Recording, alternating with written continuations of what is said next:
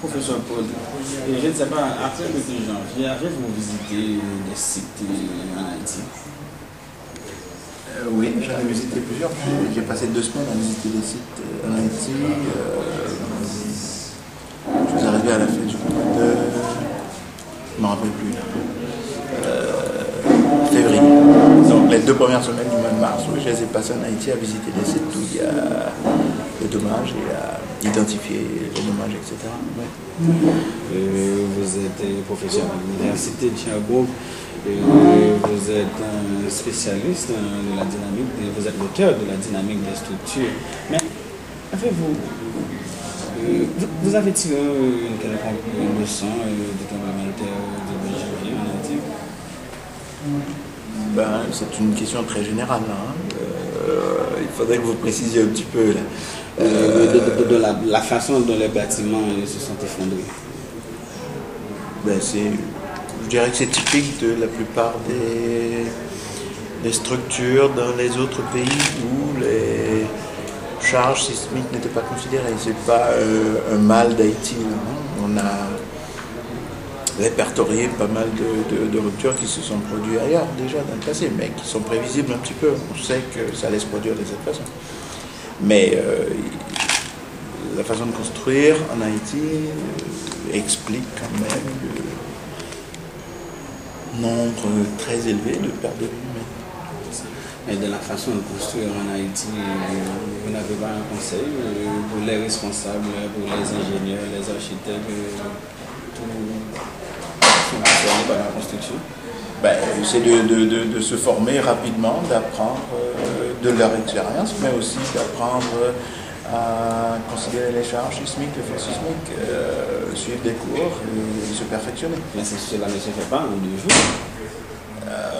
Non, mais les constructions non plus, ça prend un peu de temps. Là. Ils se forment aussi, là, suivre des cours durant 2 semaines, c'est déjà quand même pas mal. Et avec ça, je pense qu'ils ont déjà les outils pour avancer, les outils pour s'améliorer, les outils pour se perfectionner. Le reste, c'est un peu une formation continue. Maintenant, dans les universités, il faudra donner des cours à partir de maintenant sur la dynamique des structures, sur le génie parasismique, des choses comme ça. Et vous comptez contribuer là aussi dans ce domaine? J'ai offert mes services. S'ils acceptent, je pense qu'ils ont accepté. Donc, je suis prêt à revenir et donner des cours à la faculté des sciences appliquées. Et d'autres universités. À la faculté des sciences de l'université d'État ou... La faculté des sciences de l'université d'État, parce que c'est public et que c'est ouvert à tout le monde. Mais si d'autres universités me demandent, je dirais pas non, là, je viendrai. Ben, dans la mesure où j'ai le temps pour faire ça, hein, parce que j'ai quand même un travail et une famille. Il ne faut pas que je néglige ces 2 autres parties. Et vous êtes canadien haïtien, quand je suis en Haïti, je suis haïtien-canadien. Quand je suis au Canada, je suis canadien-haïtien.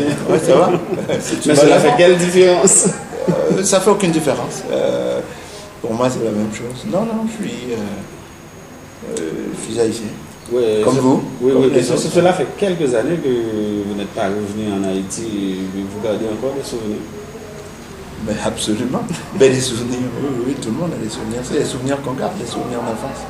C'est ça. Mais ça fait presque 40 ans que je suis pas revenu. C'est ça. On parle tout le temps de possibilité d'avoir un séisme au Cap-Haïtien. Il y a des rumeurs qui circulent. Voulez-vous dire quelque chose qui peut apaiser la conscience des gens? Ben, vous posez la question à la mauvaise personne, parce que non, c'est pas des rumeurs. Les rumeurs, ça se vérifie pas. On sait qu'il y aura des tremblements de terre encore, parce qu'il y en a eu. Il y en a eu dans le passé. Quand il y en a eu dans le passé, il y en aura d'autres. Donc, il y aura probablement des tremblements de terre au Cap-Haïtien et d'autres à Port-au-Prince. J'y peux rien, je ne peux pas vous rassurer sur ce point-là. Et si vous avez un message à véhiculer actuellement, professeur Paul, de lequel cela dit?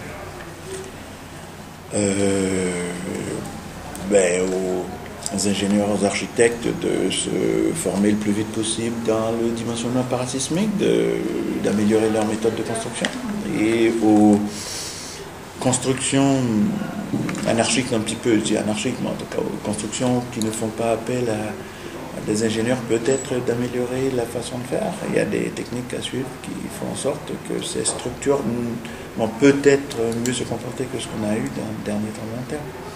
Mais il y a une formation à donner, même aux ouvriers, même aux ingénieurs, même aux architectes. Le mot de la fin. Le mot de la fin, je ne sais pas trop, je suis content d'être ici d'abord, je suis content de redécouvrir Haïti, et puis je trouve ça bien, et je suis content de contribuer à quelque chose de bien positif. C'est ça, la nation vous sera reconnaissante. Merci. Oh, c'est un grand mot.